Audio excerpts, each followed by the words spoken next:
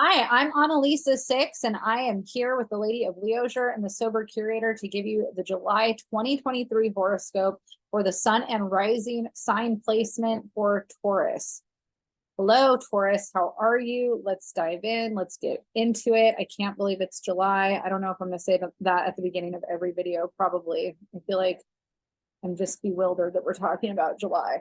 So we start July out in Cancer season every year, as we normally do, but we've got a pretty powerful aspect happening on the first day of July. So we've got a Sun Mercury combustion that is called a cazimi.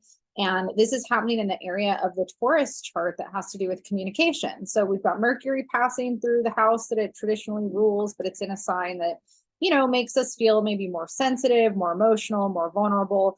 And it's also a powerful time to be talking about feelings and finding ways to maybe share more of the things that you're going through on a deeper level, which sometimes, every Taurus I've met is a little, closed off sometimes in this way, where I feel like vulnerability and being overly emotional is not necessarily a comfort zone for Taurus. I think Taurus really wants to take a very practical, grounded approach to things, which I really enjoy about Taurus people. I feel like that's a very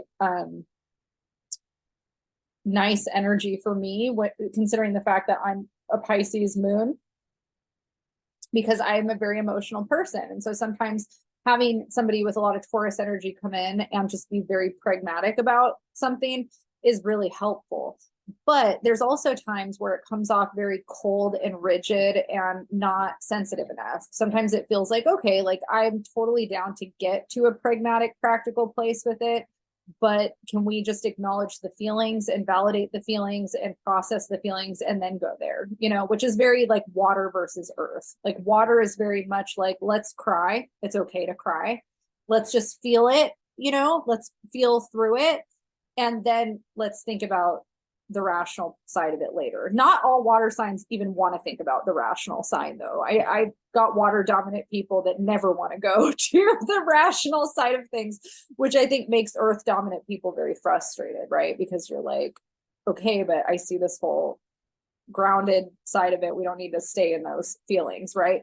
And that's the polarity, right, of water and earth, is that dichotomy. So I think that having the sun in Cancer, Juno in Cancer, Mercury in Cancer starting out the month of July, there's kind of this balance. It's great to be a Taurus and be more grounded in reality, but at the same time, it can make you cut off to your feelings, or you stuff feelings down, or you say, I don't actually, somebody goes, I feel like you feel off. You go, I don't feel off. I'm fine, and it's like, well, logically, you might be fine. Practically, you might be fine, but maybe there's something going on under the surface that you don't necessarily want to talk about or acknowledge. And I think that can be really common with earth dominant people, shoving those feelings down and drudging ahead, which, like I said, is very constructive in some situations, but not always. There's definitely value in letting yourself feel and communicating about feelings and finding safe ways to do that, or safe spaces to do that, and allowing yourself to have vulnerable moments and,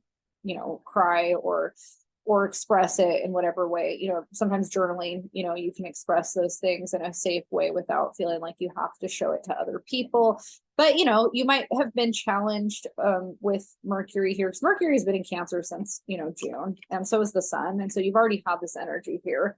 But now that it's making this conjunction, you might have this need to communicate it more directly with someone. And having Juno kind of in the mix here, even though she's not like directly in this conjunction, she's close enough to where, Juno represents marriage and contractual relationships. And so there might be somebody that you're needing to talk to, about something you're going through, feelings, things like that, whether it's a marital partner, romantic partner, business partner, client. There's an opportunity to need to be vulnerable and communicate about feelings. We also start out the month with Venus and Mars in Leo, and they're pretty close right now. They're not exactly in a conjunction, but they're conjunct. And we also have Pallas Athena and Lilith in Leo as well. And so the area that's hitting for you in your horoscope chart has to do with your home. And when we've got a lot of energy pulling us into the home and family space, there's an emphasis on wanting to spend a lot of time with home and family. Venus here actually kind of alludes to wanting to make our home space more aesthetically in alignment with who we are. So if there's updates or changes or projects that you want to do at home that promote that, that's encouraged while Venus is here. And Venus has been here since June. She entered Leo in June, at the beginning of June. So we've had Leo here or Venus here for a long time, but Venus is going to continue to be here for a long time because she stations retrograde later in the month. So we have a long, period of Venus in this area of the chart for you. Mars is only going to be in Leo until the 10th.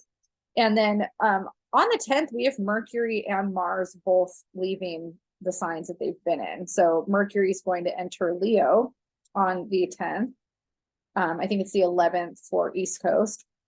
And then Mars is going to be entering Virgo on the same day. And I personally really love Mars in Virgo because it's a really good time to start taking action in areas of your life that require more strategy or planning, which for me, I really enjoy that kind of stuff. And I think Taurus, this is also really positive energy for you in the sense that, Earth likes Earth. So Mars is going to enter Virgo, and Virgo makes a positive aspect, a trine, easy energy to Taurus. And so I'm excited about it. And we do have Mars is going to be making a trine at the end of the month to Jupiter. And so Jupiter, the area that it's hitting is your identity. And we have this ability for you to kind of grow and evolve, maybe past somewhere that you've been, this year. Like this is a big year for Taurus in the sense that Jupiter's here, like kind of elevating you. It's like, okay, it's time to grow. It's time to evolve. It's time to expand who you've been in some way. And then Mars coming into Virgo, it's entering the area that has to do with self-expression and creative self-expression. And so once it makes that trine to Jupiter at the end of the month, there's kind of this like, amped up energy of like, who are you? How are you putting yourself out there? How are you moving forward? And it's creative too. There's a potential for a lot of creative expansion and growth in terms of your identity and how you share it with others. So that's positive. I really like that energy for you. I think it's nice in terms of getting momentum on things that you want to move forward with. On the 3rd of July, we're going to have a full moon at 11 degrees of Capricorn. And so full moons, just a reminder, is a time for manifestation and also releasing and letting go of things that we don't want to bring with us into the next month. And the area that this is hitting for the Taurus horoscope is the area that has to do with our values and belief systems. And so whenever we have a full moon aspecting this area, we benefit from reflecting on whether or not we're living in alignment with our values or our belief systems. Are we living the life that we truly want to be living? Are we living the value system that we believe that we carry? Are we walking the walk, versus just talking it? And so when we have these full moons, it's a time for us to reflect on that and to ask ourselves, how can we live more authentically and true to ourselves? And Capricorn is very driven. So if there's goals that you have about living more in alignment, with yourself or more authentically, this is a powerful time for you to maybe write down those things and set those intentions, of the life that you want to manifest or cultivate for yourself. So that's happening on July 3rd. I already talked about Mercury moving into Leo and Mars moving into Virgo, but just kind of touching on this time period again. So by the middle of the month, you have a lot of emphasis on your home plans, so your house, your home life. If you're thinking about relocating or moving, that could also be emphasized, but also just, like I said, the aesthetic and creative parts of home ownership or apartment living, or, even if you're traveling, like if you live your life on the road, the aesthetic part and the way that you relate to your home in those ways is emphasized over the course of July. So if you're renovating something, changing something, decorating something, all those things are a theme for you. And if you haven't been thinking about that, if that hasn't necessarily been on the docket, it might be worth giving attention to, because you might really enjoy it while Mercury is here and Venus is here, because it's like kind of one of those things where even if it hasn't been in your ether, maybe you've been contemplating it a little bit here and there. And then if you do it, it's very emotionally fulfilling when we lean into transits that are happening. The only thing I'll say is that when Venus stations retrograde, we have to be mindful, because a project we started could go wrong. So I feel like you want to be mindful with some of the DIY stuff that you might be doing, because there's opportunity for it to not go quite the way that you had hoped. But I don't know, Mars in Virgo, even though Mars can bring some also not so good things, I feel like it can help problem solve, and then Mercury is going to join Virgo later. But let's backtrack. So on the 17th of July, we're going to have a new moon in Cancer, and that's happening at 24 degrees of Cancer. And the area of the chart that that's hitting is that area of communication that you've had Mercury and the sun in for a while now. And so this new moon, new moons are, refresher, time to set intentions. And so this is a good time for you to think about your communication and the way that you communicate your feelings. So we kind of started at the beginning of this talking about how sometimes it's hard for Taurus to be vulnerable or communicate feelings in a way without kind of getting more rigid or practical about it. And sometimes just admitting, where you struggle in some of those ways can also feel like a release and can feel good, or kind of admitting what's not working for you about communication dynamics. And then setting intentions on what you want out of your communication dynamics more, if you're somebody where feelings or emotions are really challenging for you, you could set intentions around wanting those to be less challenging, and if you're a Taurus person where you're really in tune with your feelings, there's plenty of Taurus people that have a lot of water in their chart too. So if you're hearing that and you're like, I am totally fine, crying or having feelings or being vulnerable, then maybe this has more to do with healing something that you've been working through and setting intentions around active healing, active self-care. Taurus can be a very like workhorse type energy, it likes to be very productive, and Cancer is more about nurturing and kind of, taking a time out and spending time nurturing and fulfilling yourself. And so that could also be something that you set intentions towards. If the communication part of it, you don't feel like you're struggling with, it could also just be perception of self and how you're taking care of yourself. So those are themes that come up during the new moon. Active self-care, is a great theme for all of us for a Cancer new moon. By the end of the month, so on July 23rd, our sun is going to enter Leo. So we enter Leo season, and Leo squares Taurus. So, Taurus and Leo have some tension between them. I will admit that I'd never really had a lot of Taurus sun dominant people in my life as close friends. And I never really knew why until I became an astrologer and was like, oh, that makes sense because our signs square each other. And so there can be kind of this like there's misunderstandings easily, or there's this like kind of innate tension that Taurus and Leo has because we do things in the same way that are different, if that makes sense. We're both like kind of stubborn, but in different ways. And that can, be hard when we're together, because it's like, oh, well, I like this way. Well, I like this way. Well, I'm not changing. Well, I'm not changing, so that it kind of creates that a little bit. And I think that Leo season, for that reason, might feel a little tense for some Taurus because we have so much already in Leo that's squaring Taurus. Mars and Venus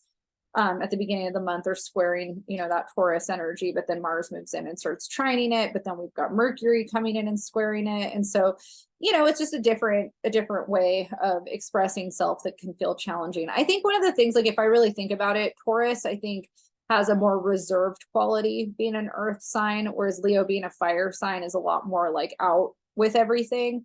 And I can see sometimes like when I'm with Taurus dominant people, how my oversharing and my, like, I'm not into gatekeeping. Like I'm a Leo, like I share everything.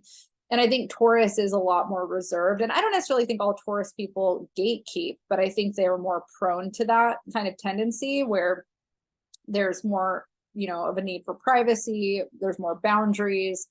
And so that can be kind of, I think, where the misunderstandings of Leo and Taurus happen. So the benefit that Leo has from learning from Taurus is how to be more practical, pragmatic, boundaried, reserved, and like sometimes you don't need to share everything, and Leo can learn from Taurus in that way. And I think the thing that Leo can teach Taurus is how to be more open-hearted, how to be more self-expressive, how to share, more without some of those rigidity things that can also prevent us from being who we need to be or who we want to be, if we're not confident or comfortable in that. So that's a big theme for Taurus, having so much of this energy in Leo squaring, having Mars moving into the area of self-expression and trining. So it'll be interesting to see how Leo season and just July is for you. But I think there's definitely tension with that. It's not comfortable, but I think it's good for you in terms of overcoming potential, blocks around moving forward with your own sense of self, your own confidence, your own goals, those types of things. And that's the same thing with that full moon in Capricorn at the beginning of the month. It's earth energy, so it trines Taurus, so earth likes earth. So there's an ability for you to kind of work on becoming more confident in yourself in July, and working through maybe areas where you have a hard time breaking out of your own structured construct of what you think your life is supposed to look like. There's a lot of energy this month between Leo and Pisces that elevates our ability to imagine and fantasize our future. And the area that that's hitting for Taurus is the area that is our community, like how we connect with community, and then our home life and how we're connecting with our home. And so there's tension there, because there might be this need to be really introverted and introspective, but then there's also all this energy pushing you and pulling you out into connecting with other people and community. And I think it's just about finding that balance and knowing that it's important for you to learn from other people and kind of have those experiences and become more I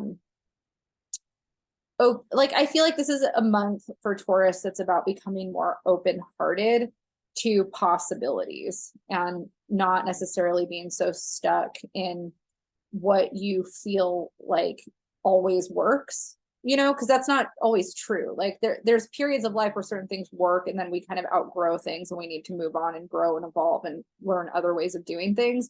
And the fixed signs have a really hard time sometimes switching gears. It's like you kind of just want the same tried and true way to work forever, and that's just not life. So I think July is a really positive time for Taurus to let go and let flow, which is a very Piscean kind of affirmation, and find ways of being open-hearted towards different maybe perspectives on how to get to the same result, if that makes sense.